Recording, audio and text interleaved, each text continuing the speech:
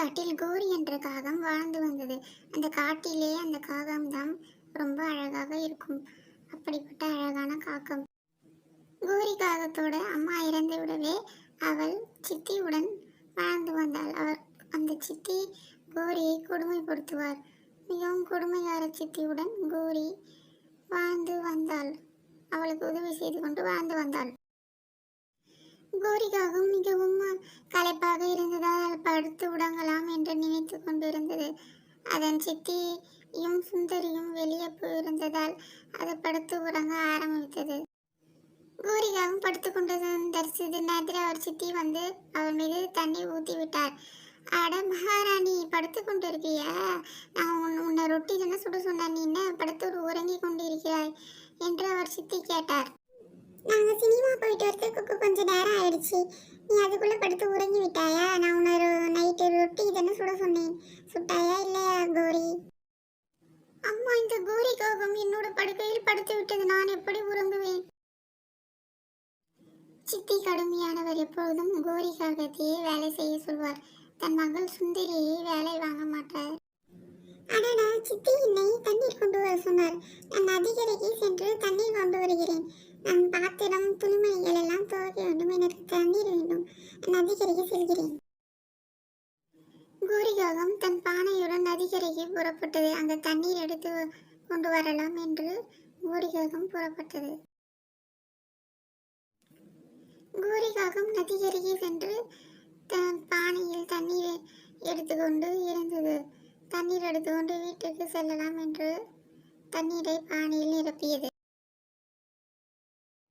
போகும் வழியெல்லாம் தண்ணீரை சிந்திக் கொண்டு இந்த கோரிகாகம் சென்றது. அதை சித்தி பார்த்து விட்டார்.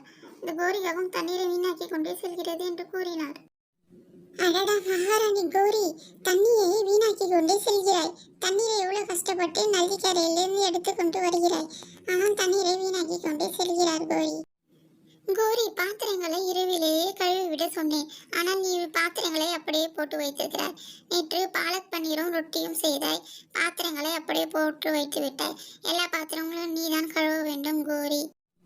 சித்தி எப்பொழுதும் என்னையே வேலையை வாங்குவார். இந்த சுந்தரி காகத்தை வேலையே வாங்க மாட்டார். சுந்தரி காகம் ஆயாக உட்கார்ந்து கொண்டு ஃபோன் பார்த்து கொண்டு இருக்கிறது. இந்த சுந்தரி காகத்தை வேலை வாங்கினால் என்ன இந்த சித்திக்கு? என்னை தான் எப்போ பார்த்தாலும் வேலை செய்ய சொல்வார் இந்த சித்தி, கொடுமைக்கார சித்தி. ஆத்தங்கர மரமே, அரச மரக்கிளையே, ஆலமர கிளையே, அதில் உறங்கும் கிளியே, இந்த கிளியை விட நான் தான் அழகாக இருக்க வேண்டும், இந்த காட்டிலேயே நான் தான் அழகாக இருக்க வேண்டும் என்று சுந்தரிக்காகம் சொல்லியது. சுந்தரிக்காகம் மேக்கப் போட்டு கொண்டிருந்தது. அந்த கிளியை விட நான் தான் இந்த காட்டிலேயே மிகவும் அழகாக இருக்க வேண்டும், எல்லா பறவைகளும் என் அழகை பார்த்து வியக்க வேண்டும், அவ்வளவு அழகாக நான் மாற வேண்டும்.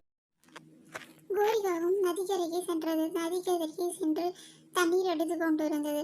அப்பொழுது காலுகாகம் கோரிகாகத்தை பார்த்து விட்டது. கோரிகாகத்தை பார்த்து, இந்த காகம் எவ்வளவு அழகாக இருக்கிறது, இந்த காகத்தை தான் நான் திருமணம் செய்து கொள்ள வேண்டும். இந்த காட்டிலேயே அழகான காகம் இந்த காகம்தான், இந்த காகம்தான் எனக்கு பொருத்தமான காகம். இந்த காகம் வீடு எங்கு இருக்கிறது என்று போய் விசாரித்து வர வேண்டும். காலுகாகம் கோரி காகத்தின் வீடு எங்கு இருக்கிறது என்று தேடிக்கொண்டே சென்றது. அப்பொழுது ஒரு பறவையை சந்தித்தது.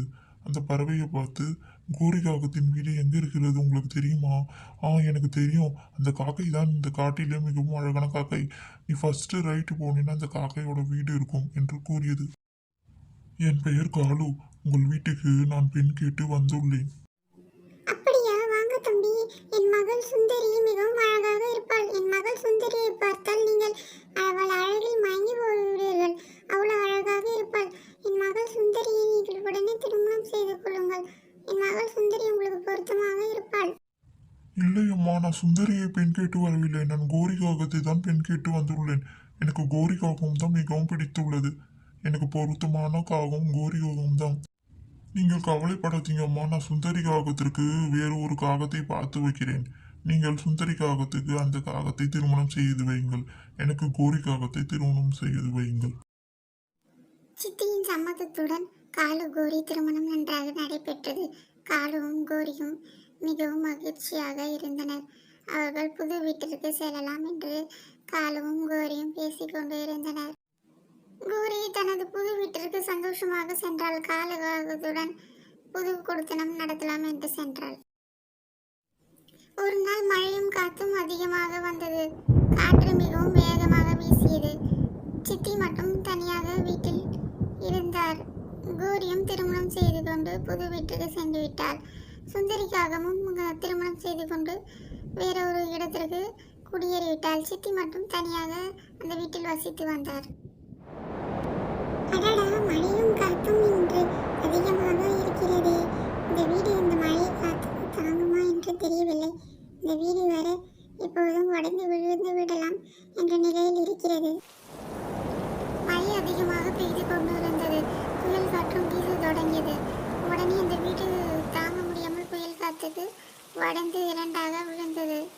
உடனே அந்த வயதான காகம் அந்த வீட்டை விட்டு வெளியேறி வேறு எங்கேயாவது செல்லலாம் என்று பறந்து சென்றது. அந்த வயதான காகம் பறந்து பக்கத்தில் இருந்த கிளையில் சென்று அமர்ந்தது. பக்கத்தில் தான் நமது சுந்தரிக்காகவும் வீடு இருக்கிறது.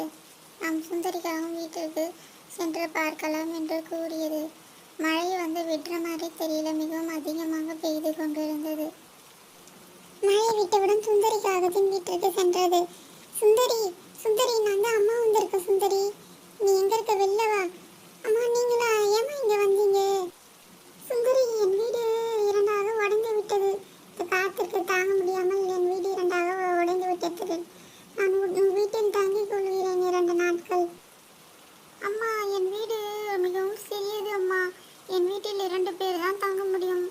உங்களால் இங்கு தங்க முடியாது அம்மா என்று சுந்தரிக்காகவும் கூறியது. அந்த வயதான காகம் மரத்தின் கிளையில் அமர்ந்திருந்தது. அதை பார்த்துவிட்டு காகம் அதன் அருகில் சென்றது.